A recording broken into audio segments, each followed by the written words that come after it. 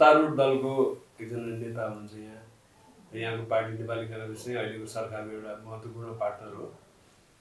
यो सरकारले 1 वर्षको कार्यकाल पुरा गरेको छ। यो 1 वर्षमा सरकारले गर्नै पर्ने के कामहरू गर्न सक्यो जस्तो लाग्छ यहाँलाई? सरकारका धेरै लक्ष्यहरू थिएनन्।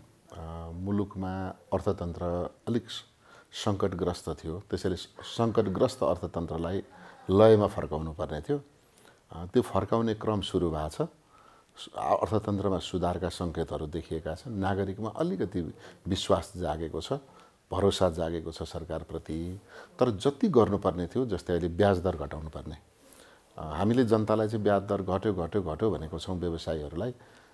तर 8% लिएको ऋण अहिले पनि 12 भन्दा तल छैन भनेको 50% ब्याज दर अहिले पनि बढेको छ। त्यो घटाउनुपर्छ, त्यो घटाउन सकिराखेको छैन। दोस्रो कुरा, मैले सुशासनका बारेमा नै मेरो जोड हुन्छ। सुशासन भनेको नागरिकलाई छिट्टो र सस्तो सेवा प्रदान गर्ने हो। हिजोभन्दा छिट्टो हुन सकेका छैन, सस्तो केही बन्या छ, जस्तो पासपोर्ट हो, नागरिकता जस्ता विषयहरूमा अलिक सहजीकरण भएको छ। तर छिटो गर्न हामी सकिराखेका छैनौँ र त्यो छिटो गर्नलाई पनि सरकारले अलिक ध्यान पुर्याउनुपर्छ। अर्को तेस्रो कुरा चाहिँ राष्ट्रिय उत्पादन नबढाएसम्म मुलुकको अर्थतन्त्र परनिर्भर नै हुन्छ। त्यसैले राष्ट्रिय उत्पादन बढाउने विषयमा राष्ट्रिय उद्योगी व्यवसायीहरूलाई यो देशमा म ढुक्क साथ लगानी गर्न सक्छु भन्ने वातावरण सिर्जना गर्नलाई सरकार प्रयत्नशील छ। तर उद्योगपति व्यवसायीहरूको कुरा सुन्दाखेरि र उहाँहरूको छलफलहरूमा भाग लिँदा उहाँहरू आश्वस्त भइराखेको देखिँदैन। त्यसैले मैले चाहिँ बार भन्ने गर्छु, यो सरकारसँग जोडेर भन्दा पनि बेग्लै ढङ्गबाट पनि मेरो विश्लेषण छ। नागरिकले थाहा नपाउने सुशासन, त्यो सुशासन हुन सक्दैन। नागरिकले नपत्याएको सुशासन हुन सक्दैन।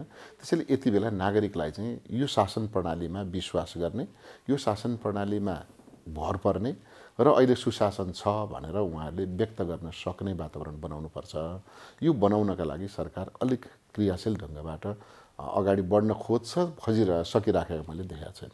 यो निजी क्षेत्र अनि आम नागरिक र कतिपय प्रसङ्गमा चाहिँ अब उद्योगिक व्यवसायीहरू जस्तो जलस्रोतमा लगानीकर्ताहरू, विदेशीहरू पनि एक खालको संशय पालेर बसेको जस्तो देखिन्छ यो सरकारप्रति। त्यसको कारण के होला? त्यो सरकारको नेतृत्वप्रतिको संशय हो। यस्तो छ विष्णु सर, कस्तो भने नीति चाहिँ दुई तीनवटा, एउटा चाहिँ राजनीति, एउटा अर्थनीति हैन। राजनीतिले कानुनसँग जोडेर जान्छ र राजनीतिले अर्को अर्थनीतिसँग जोड्छ। वैदेशिक लगानी गर्ने भनेपछि सामान्यतया कसैले पनि कुनै जमिन लिजमा लिनु पर्यो भने पनि त्यो उद्योगको प्रकृति हेरेर 10 वर्षदेखि 100 वर्षसम्मको हुन्छ। हाम्रा कानुनहरू चाहिँ सरकार बदलिँदै पछि उद्योग स्थापना अथवा वाणिज्य सम्बन्धी, आपूर्ति सम्बन्धी हाम्रा नीतिहरू बदलिने र मन्त्री पछि नीति बदलिदिएपछि त एउटा मन्त्री हुँदाखेरि वैदेशिक लगानीका लागि स्वीकृति लिएको पार्टीले अर्को मन्त्री आउँदाखेरि फेरि त्यही झन्झट बेहोर्नुपर्छ भनेपछि हामी कहाँ लगानीको लागि झन्झटिलो वातावरण छ। त्यसैले त्यो झन्झटिलो वातावरण अन्त्य नगरेसम्म लगानी मैत्री वातावरण बन्दैन र त्यो लगानी नभएसम्म हाम्रो अघि मैले भने कि राष्ट्रिय उत्पादन हामी बढाउन सक्दैनौँ। राष्ट्रिय उत्पादन बढाउनका लागि अन्तर्राष्ट्रिय लगानी चाहिन्छ। त्यसो भएको हुनाले हामी कहाँ केही प्रक्रियागत झन्झटहरू छन्। त्यो प्रक्रियागत झन्झट टुङ्ग्याउने र राजनीतिक स्थिरता भन्छु म। यसको अर्थ फेरि मैले भन्न खोजेको सरकारको स्थिरता होइन। सरकार बदलिरहन्छ। डेमोक्रेसीमा सरकारको स्थिरता खोज्नु भनेको निरङ्कुश सरकार खोज्नु हो। सरकार जहिले पनि कमजोरै हुनुपर्छ, सरकार अस्थिर नै हुनुपर्छ कि जनताले चाहेको बेला सरकार बदल्न सक्ने हुनुपर्छ। त्यसको अर्थ चाहिँ तर प्रणाली चाहिँ स्थिर चाहिँदो रहेछ। हामीले हेर्दाखेरि अमेरिकाको हेऱ्यौँ भने अमेरिकामा सरकार बदलिरहन्छ, सरकार र जनताको बिचमा द्वन्द्व चलिरहन्छ, तर त्यहाँको प्रणाली स्थिर छ। बेलायतमा हामीले भर्खरै देख्यौँ 1 वर्ष अगाडि 45 दिनमा 3टा सरकार भयो, तर त्यहाँको राजनीतिक प्रणाली स्थिर मानिन्छ। जापानमा कहिलेकाहीँ 6 महिनासम्म प्रधानमन्त्री भेटिँदैन, तर त्यहाँको सरकार र त्यहाँको प्रणाली स्थिर मानिन्छ। भारतमा हामीले देख्यौँ 3 सिटको पनि प्रधानमन्त्री भएको देख्यौँ, 13 दिनको प्रधानमन्त्री पनि भेट्यौँ, तर त्यो भारतमा पनि सरकार वा राजनीति स्थिर मानिन्छ। किनभने जब सरकार बदलिनुलाई राजनैतिक अस्थिरता मानिँदैन, तर व्यवस्था बदल्नुलाई, प्रणाली बदल्नुलाई राजनीतिक अस्थिरता मान्ने हो भने हामी चाहिँ सरकार चाहिँ स्थिर खोज्छौँ, प्रणाली चाहिँ झोक चल्यो कि अर्को प्रणाली ल्याइहाल्ने हो कि क्या हो भनेर हामी आक्रोशित, प्रणालीप्रति आक्रोशित हुनुले गर्दा हामी कहाँ अलिक राजनीतिक दृष्टिकोण र सरकारको दृष्टिकोणमा हामीले बदलाव ल्याउनु पर्ने आवश्यकता छ, जरुरी छ। त्यसो भएको हुनाले मैले अहिले चाहिँ भन्छु हामी कहाँ स्थिर सरकार होइन, स्थिर नीति चाहिएको छ, जुन स्थिर नीति भयो भने वैदेशिक लगानीहरू आउनलाई सहज हुन्छ। र जबसम्म अब ग्लोबल इकोनोमी नै कस्तो पुग्यो भने प्राइभेट सेक्टर नै सबैभन्दा मजबुत हो र प्राइभेट सेक्टरले नै बढीभन्दा बढी आर्थिक क्षेत्रमा टेवा पुर्याउँछ, सहयोग पुर्याउँछ भन्ने हो। अहिले हाम्रै पनि देशको कुराकानी गर्यो भने झन्डै 30 लाख जति मानिसहरू रोजगार छन्, औपचारिक रोजगारमा छन्। त्यसमा 4 लाख जति मात्रै मानिसहरू सरकारी रोजगारमा छन् र 25 लाखभन्दा बढी मानिसहरू निजी क्षेत्रमा आबद्ध छन्। त 25 लाखभन्दा बढी रोजगार दिने निजी क्षेत्रलाई हामीले जहिले पनि नियन्त्रणमुखी दृष्टिकोणबाट हेर्छौँ। अनि 4 लाख जति रोजगार दिने सरकारी क्षेत्रमा चाहिँ देशको सारा बेरोजगारको लक्ष्य त्यहाँ देखाउँछौँ र सरकारले रोजगार दिनुपर्छ भनेकोमा कता कता यो दुईटा हाम्रो दृष्टिकोणमा तादात्म्यता छैन। यो नै समस्या भन्ने लाग्छ। नेपाली काङ्ग्रेसको प्रसङ्गमा हामी चर्चा गरौँ। केही जिज्ञासाहरू छन्। नेपाली काङ्ग्रेसले क्षेत्रीय सम्मेलनहरू गर्यो, प्रदेश तहको सम्मेलनहरू गर्यो। यो मध्य प्रदेशको सम्मेलन काङ्ग्रेसले धेरै पछाडि गएको छैन। मध्य प्रदेशको सम्मेलनमा पार्टीको केन्द्रीय नेतृत्वहरू मात्रै के नदेखिएको जस्तो देखियो नि। मूल कुरा चाहिँ हाम्रो 7वटा प्रदेश मध्येमा 4वटा प्रदेशको प्रदेश अधिवेशन सम्पन्न भएको छ। कोशी प्रदेश, सुदूरपश्चिम र कर्णाली बाँकी नै छ। मध्य प्रदेशमा सौहार्दपूर्ण वातावरणमै प्रदेश कार्य समितिले प्रदेशको प्रथम प्रदेश सम्मेलनको आयोजना गर्यो। अब त्यहाँ केही असन्तुष्टि देखाउने साथीहरूले गुटगत विभेद भयो भन्ने जस्तो गरेर उहाँहरूले एक थरी साथीहरूले असन्तुष्टि प्रदर्शन गर्नुभयो र एकजना नेताले मञ्चमा आफ्नो भूमिका खोज्दा भूमिकाको मर्यादाक्रम तलमाथि भएको हुनाले उहाँले पनि असन्तुष्टि देखाउनु भएको देखियो। अब त्यसलाई चाहिँ सम्बन्धित कार्य समितिले सबैसँग समन्वय गरेर व्यवस्थापन गर्नुपर्थ्यो। राजनीति भनेको त सिधै लेनदेनको कुरा भन्दा पनि अथवा प्रश्न उत्तर भन्दा पनि छलफल, सहकार्य, समन्वय, सहमति जस्ता विषयहरू महत्त्वपूर्ण हुन्छ। त्यहाँको नेतृत्वले त्यो गर्न सकेको देखिएन। सभापतिको समन्वयको अभाव हो कि यो काङ्ग्रेसको पहिलेदेखि नै एउटा बढिरहेको चलिरहन्छ नि? होइन, सभापतिको चाहिँ त्यो प्रदेश सम्मेलनमा जाँदा केन्द्रीय सभापतिज्यू अतिथि भएर जानुभएकैचोटि मञ्चमा पुग्नुभयो। मञ्चमा पुगिसकेपछि उहाँले निर्देशन गर्ने कुरा पनि आएन। तर त्योभन्दा पहिले नै परिस्थितिलाई अध्ययन गरेर मूल्याङ्कन गरेर सबैलाई समेटेर प्रदेश कार्य समितिको नेतृत्वले जुन व्यवस्थापन गर्नुपर्थ्यो अब त्यो चाहिँ गर्न सकिएन। अब जहाँसम्म कचपच रूपमा पार्टीभित्र वरियता क्रमको, ज्येष्ठताको, वरिष्ठताको प्रश्नहरू बार उठ्ने गरेको छ। यो बारेमा चाहिँ हाम्रो पार्टीको एउटा मर्यादा क्रम अनुसार, वरियता क्रम अनुसार हामी बैठकमा निर्णय पुस्तिकामा हामी नाम लेख्छौँ।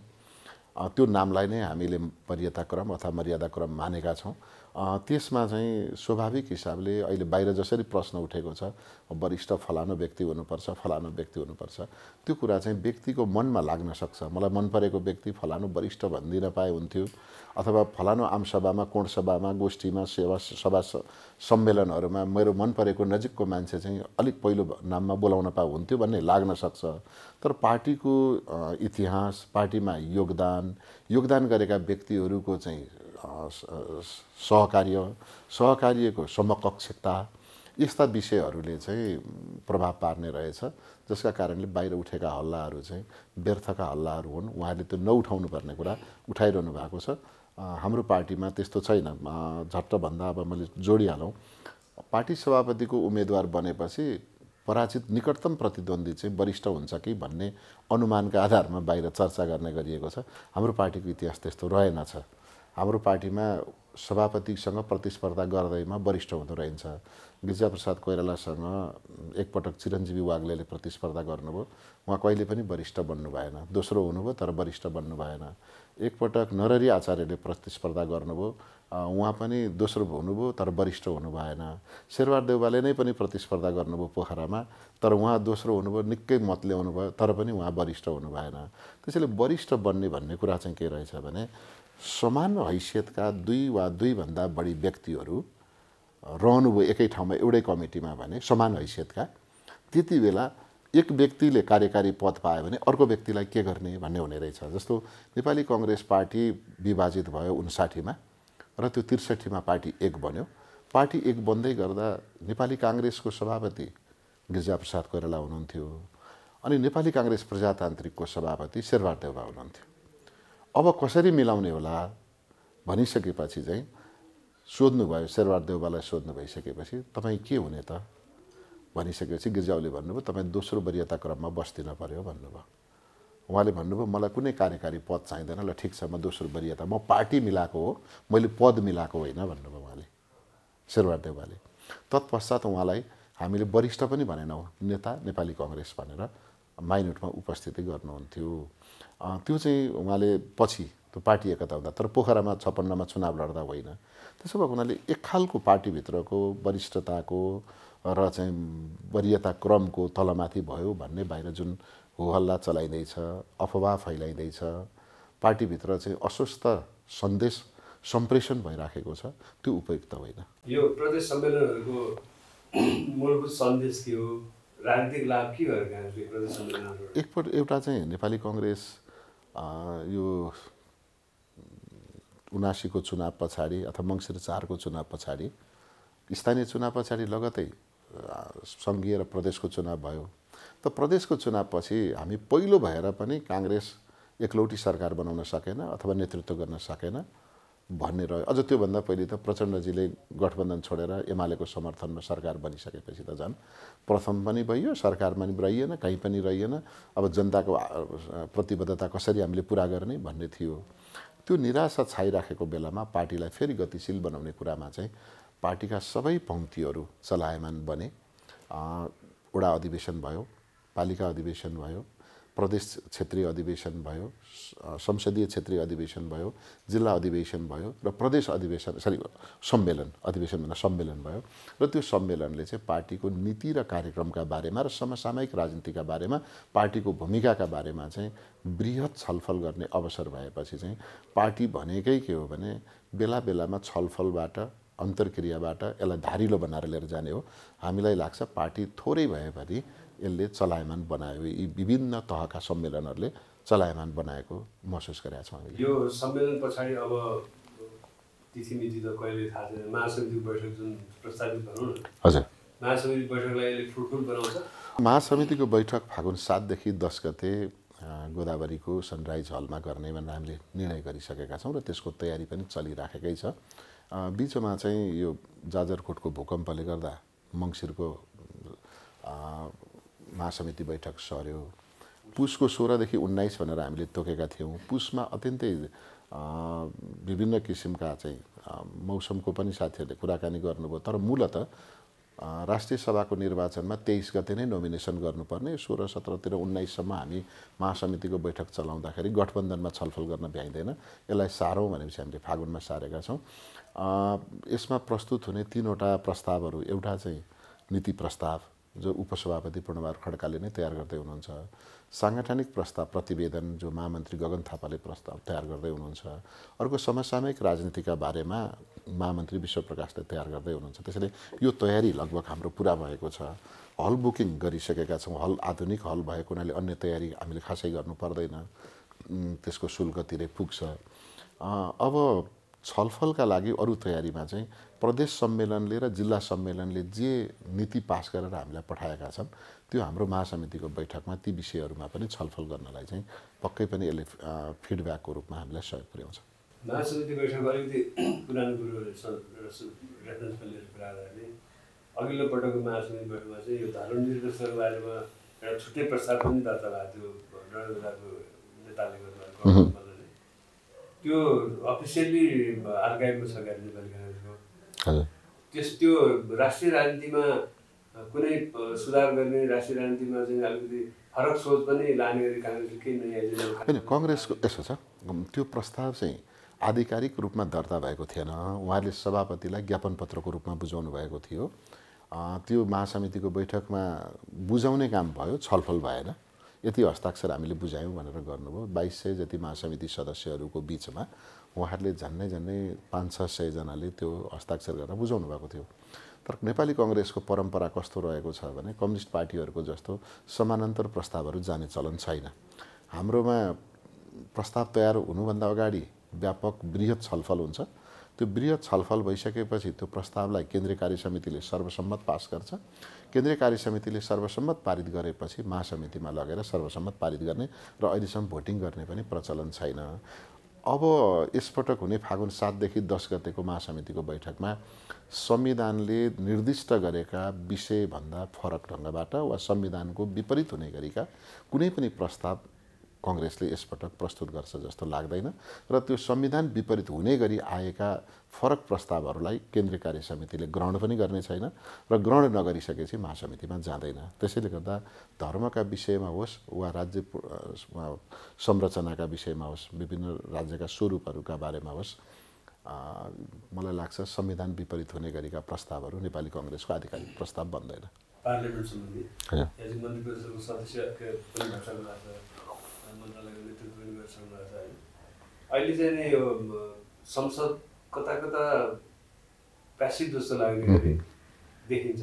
कतिवटा विषयहरू चाहिँ अब ठुल्ठुला स्क्यान्डलहरू पनि भयो, त्यसमा चाहिँ बाहिर बाहिरै आफ्नो आफ्नो पोजिसन लिएर सबैले छलफल गरेर प्रतिक्रिया जनाएको देखियो। पार्लियामेन्टको फ्लोरलाई राजनीति दलले त्यति महत्त्व नदिएको जस्तो एउटा पोइन्टमा अर्को चाहिँ अस्ति कानुन मन्त्रीले पनि भन्नुभयो यो संसदको अधिवेशन नभए पनि ऐन ल्याउनलाई हामीले कसैले रोक्दैन भनेर अध्यादेश ल्याउने खालको एउटा मन्चाए सन्देश दिनुभएको छ।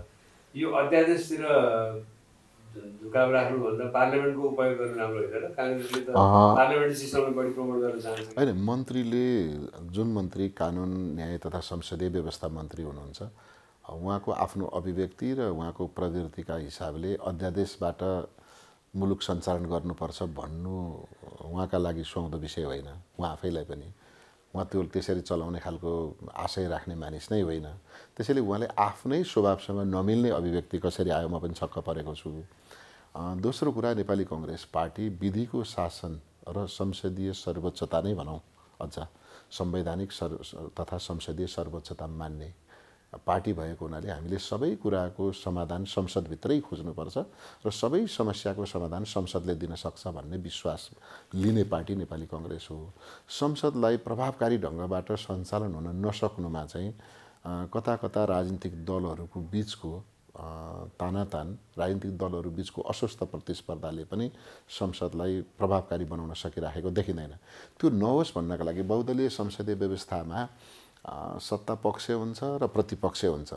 सत्ता पक्षले गरेका गलत क्रियाकलापलाई साक्षात् औँल्याउने काम प्रतिपक्षले गर्छ, खबरदारी गर्छ, पहरेदारी गर्छ भनेर हामीले प्रतिपक्षको पलाई पनि राज्यको अङ्गका रूपमा मान्यौँ। संवैधानिक अङ्ग परिषदमा त विपक्षी दलको नेतालाई नै हामीले एउटा चाहिँ सदस्य मान्यौँ।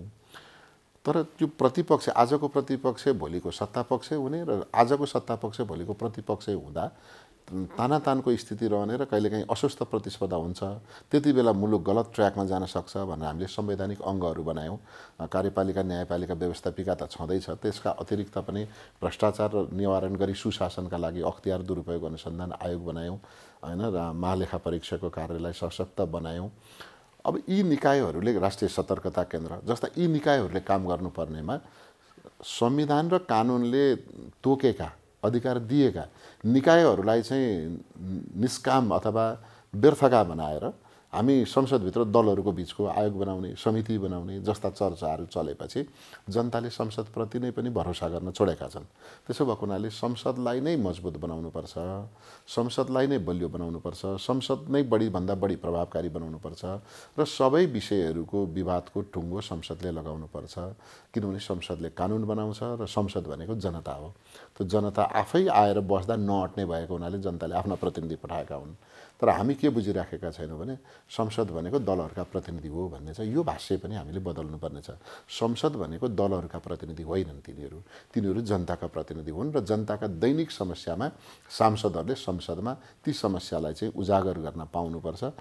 सरकारले बिजनेस दिनुपर्छ, सभामुखले संसदलाई प्रभावकारी रूपले सञ्चालन गर्नुपर्नेमा कहिलेकाहीँ त सभामुखको भूमिका पनि महत्त्वपूर्ण हुँदो रहेछ।